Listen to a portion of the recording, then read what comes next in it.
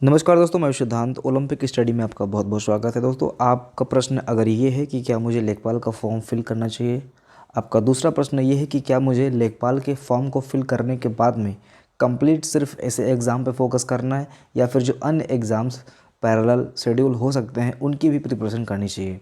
तो अगर आपका डाउट यहाँ पे कुछ इस तरह से है तो आप लोग वीडियो को शुरू से लेकर लास्ट तक देखिएगा। देखिए, हमारा डिस्कशन यहाँ पे ये नहीं है कि जो अन्य एग्ज़ाम्स हैं उनको हम इस एग्ज़ाम के साथ में कैसे प्रिपेयर करें। हमारा मेन मुद्दा ये है कि क्या हमें लेखपाल के एग्ज़ाम की प्रिपरेशन करनी चाहिए अगर मेरे मार्क्स कम आए हैं, यानी कि 25 मार्क्स हैं और मैं एलिजिबल हूँ फॉर्म फिल करने के लिए। 25 रुपीज़ दे के मैं फॉर्म फिल कर रहा हूँ। कन्फर्म नहीं है कि आगे चल के रिज़ल्ट में मैं शॉर्ट लिस्ट हो पाऊँगा कि नहीं हो पाऊँगा। इस चीज़ को ध्यान में रखते हुए कि क्या मैं सिर्फ लेखपाल के एग्ज़ाम की प्रिपरेशन करूँ, कुछ इस टाइप से अगर किसी का कन्फ्यूज़न है तो आप लोग वीडियो को शुरू से लेकर लास्ट तक देखिएगा। बाकी कुछ और डाउट मैं इसी वीडियो में और क्लियर करूँगा, ठीक है। वीडियो स्टार्ट होने से पहले दोस्तों आपको ज़रूरी सूचना देना चाहूँगा कि अगर आप लोग ग्रामीण परिवेश का ई बुक परचेज करना चाहते हैं तो आप डिस्क्रिप्शन चेक कर लीजिए। कंप्लीट जानकारी वहाँ पे दी गई है। बहुत अच्छा, one of the best content तैयार किया गया है ई बुक के माध्यम से, ठीक है। देखिए, यहाँ पे जो पहला क्वेश्चन हो रहा है, बच्चों के मन में डाउट आ रहा है कि फॉर्म फिल करना चाहिए कि नहीं करना चाहिए। देखिए दोस्तों, इसको बताने वाला मैं कौन होता हूँ। मैं कहूँगा फॉर्म फिल कीजिए, मैं कहूँगा नहीं फिल कीजिए, इससे आप पे कोई फ़र्क नहीं पड़ने वाला है, क्योंकि मात्र 25 रुपये का फॉर्म है, ठीक है। आप मार्केट में जाते हो, एक पिज़्ज़ा तो बहुत दूर की बात हो गई, आप चाउमीन ऑर्डर करते हो, ठीक है, हाफ़ प्लेट चाउमीन 25 रुपीज़ का आ जाता है। तो फॉर्म तो आपको फिल करना चाहिए, क्योंकि फॉर्म फिल करने के बाद में आपको बहुत सारी जानकारी मिलेगी, ठीक है। जैसे आपके पास कौन सा सर्टिफिकेट है, कौन सा सर्टिफिकेट नहीं है, ये सारी चीज़ें आप एटलीस्ट मैनेज तो करेंगे। आने वाले टाइम में जब आप एनटीपीसी CBG2 का या फिर RRC ग्रुप डी का या फिर वीडियो का जो भी मतलब एग्ज़ाम शेड्यूल होने वाले हैं उसमें जो चीज़ मांगी जाएंगी, कम से कम इस चीज़ को ध्यान में रखते हुए आपके पास आने वाले टाइम में कोई सर्टिफिकेट की कमी तो नहीं होगी, ठीक है। ये सारी चीज़ें आप मैनेज कर लेंगे, जैसे EWS का, कास्ट सर्टिफिकेट का, या फिर किसी के पास निवास नहीं है, ये सारी चीज़ें आप अपडेट कर लेंगे इस फॉर्म के बेसिस पे। तो 25 रुपये का फॉर्म है, आप लोग इसको ज़रूर फिल करें, ठीक है। मेरे हिसाब से फॉर्म फिल करना चाहिए, आपके मार्क्स कम आ रहे हो या फिर ज़्यादा आ रहे हो। देखिए, अगर आपके मार्क्स कम आए हैं और आपको लगता है कि आप क्रैक नहीं कर पाएंगे, जैसे आपके 10 नंबर आए हैं, ठीक है, बहुत सारे स्टूडेंट्स ऐसे होंगे, ठीक है, लगभग 10-5% ऐसे होंगे बच्चे 18 लाख में कि जिनके 10 नंबर आ गए हो, ठीक है, 15 नंबर आ गए हों। तो देखिए, ऐसे लोगों का फॉर्म फिल करने से कोई ज़्यादा मतलब नहीं है, क्योंकि आप लोग अभी जस्ट आप लोगों ने चेक करने के लिए फॉर्म डाला है, ठीक है। आप इंटरमीडिएट पास आउट हैं, आपने जस्ट चेक करने के लिए फॉर्म डाल दिया, एग्ज़ाम में बैठे, आपके 20-25 नंबर 30 नंबर आ गए, ठीक है। मैंने 10-15 नंबर तो आई थिंक बहुत कम बोल दिया है, 25-30 नंबर आपके आ गए। देखिए, फिर भी आप कोशिश कीजिए कि फॉर्म डाल दें, ठीक है। मेरे हिसाब से फिलहाल ये आपके ऊपर डिपेंड करता है, 25 रुपये का फॉर्म है, आप डाल सकते हैं या फिर नहीं डाल सकते हैं, ये कंप्लीट आपके ऊपर डिपेंड करता है। अब हम आते हैं दूसरे क्वेश्चन पे, जो कि बहुत ही महत्वपूर्ण है। क्या मुझे लेखपाल के एग्ज़ाम पे कंप्लीट फोकस करना चाहिए? यहाँ पे दोस्तों कई तरह की कैटेगरी बन जाती है स्टूडेंट्स की। देखिए, अगर आपके मार्क्स कम आए, जैसे मैं आपको बताऊँ कि अगर आपके 45 मार्क्स आ रहे हैं, ठीक है, किसी कारणवश आपने एग्ज़ाम की प्रिपरेशन किया, बहुत अच्छे से प्रिपेयर किया आपने, लेकिन किसी कारणवश शायद आप सही से पढ़ नहीं पाए, आप लास्ट टाइम में एग्ज़ाम टाइम में कंसंट्रेट नहीं कर पाए पैट के एग्ज़ाम में, तो ये सारी चीज़ों के होने की वजह से अगर आपके मार्क्स कम आए हैं, 45 आए हैं, 50 आए हैं, 55 आए हैं, 60 आए हैं, तो आप अभी भी इस लेखपाल के एग्ज़ाम की प्रिपरेशन कर सकते हैं। रही बात कट ऑफ की, तो कट ऑफ मैं आपको फ़िलहाल मोटी मोटा बता देता हूँ। अगर आप जनरल कैटेगरी के हैं तो आप ये मान के चलिए कि 50+। तो फिलहाल दोस्तों ये हमारा कट ऑफ का सेशन नहीं है, तो मैंने जनरल कैटेगरी का बता दिया कि जनरल कैटेगरी का अगर कोई बच्चा 50 नंबर से ऊपर लाया है तो वो कहीं ना कहीं एग्ज़ाम की प्रिपरेशन करे। मैं इसलिए कह रहा हूँ 50 नंबर से ऊपर, क्योंकि वो एग्ज़ाम की प्रिपरेशन करे, वो लेखपाल का एग्ज़ाम निकाल सकता है, मैं इसलिए कह रहा हूँ, ठीक है। बाकी अगर 50 नंबर से कम भी आए हैं तो एटलीस्ट आप फॉर्म फिल करें।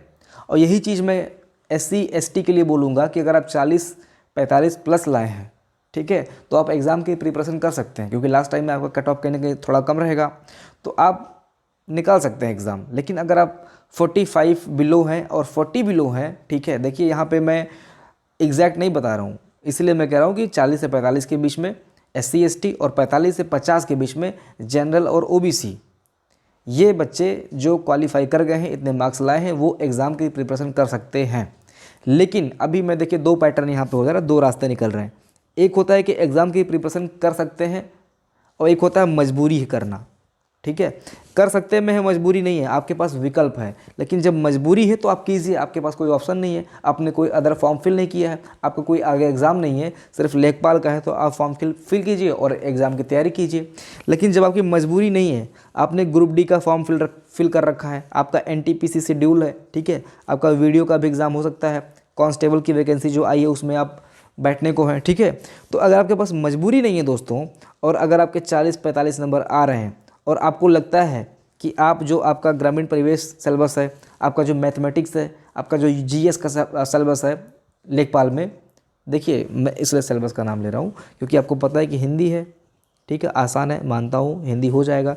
लेकिन ग्रामीण परिवेश दोस्तों आसान नहीं है कि कोई भी टीचर, कोई भी एजुकेटर या फिर कोई भी किताब दावा नहीं कर रही कि मैंने कंप्लीट करवा लिया है, कंप्लीट कंटेंट प्रोवाइड कर दिया है, ठीक है। अच्छा, ग्रामीण परिवेश है दोस्तों, याद है कि हमारे चैनल पे ग्रामीण परिवेश का फुल कंटेंट कराया गया है। मैं ये दावा करता हूँ कि मैं 20+ के एग्ज़ाम को 20+ मार्क्स का टारगेट लेके चल रहा हूँ, ठीक है। मैं ये नहीं कर रहा हूँ कि मैं 25 आउट ऑफ 25 दिलवा दूंगा, लेकिन मैं ये कहता हूँ कि अगर आप लोग कंटेंट को बराबर फॉलो करते हैं तो आपके 20+ मार्क्स एग्जाम में आ जाएंगे।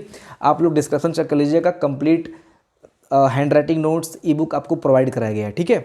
तो आगे बढ़ते हैं, फिलहाल इस पर बहुत डिटेल नहीं करेंगे, आप लोग डिस्क्रिप्शन चेक कर लेना, सारी जानकारी आपको वहाँ पे मिल जाएगी।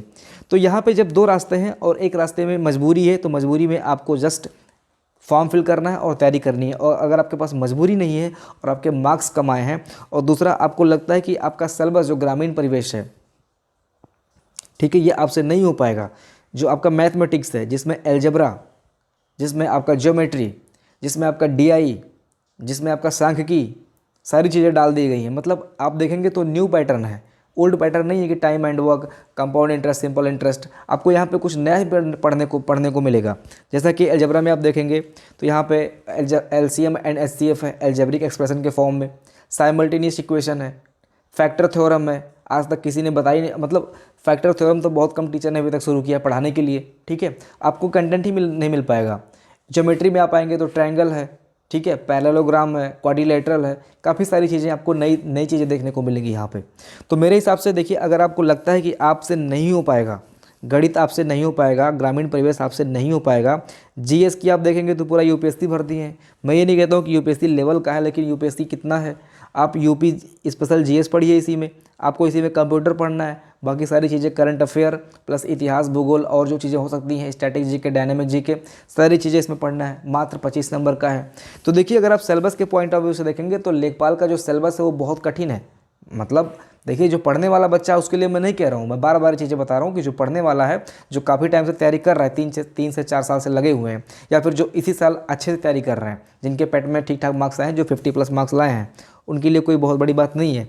लेकिन जो 35 लाए हैं, जो 40 लाए हैं, मैं उनकी बात कर रहा हूँ कि अगर आपके पास ऑप्शन है तो आप स्विच कर जाइए। आपके पास मौका अच्छा है कि आप ग्रुप डी का फॉर्म फिल किए हैं, ठीक है, तो आप ग्रुप डी के फॉर्म फिल किए हैं, लाखों की वैकेंसी है, आप आराम से तैयारी करके इस फॉर्म को आप निकाल सकते हैं। मानता हूँ कि आपका लेखपाल का टैग आपके सामने नहीं लगेगा, लेखपाल का टैग दोस्तों आपके सामने नहीं लगेगा, लेकिन जो बेरोज़गारी का टैग आपके सामने लगा हुआ, ये एटलीस्ट हट जाएगा।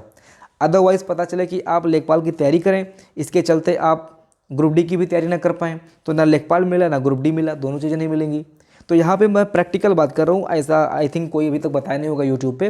तो मैं ये कह रहा हूँ कि अगर आपके पास ऑप्शन है और अगर आपको लगता है कि लेखपाल का टफ जा रहा है, तो आप अभी स्विच कर जाइए, ग्रुप डी के लिए अच्छे से प्रिपेयर कर लीजिए, ग्रुप डी की प्रिपरेशन बहुत अच्छे से कीजिए, इसमें आपका सिलेक्शन पक्का हो जाएगा।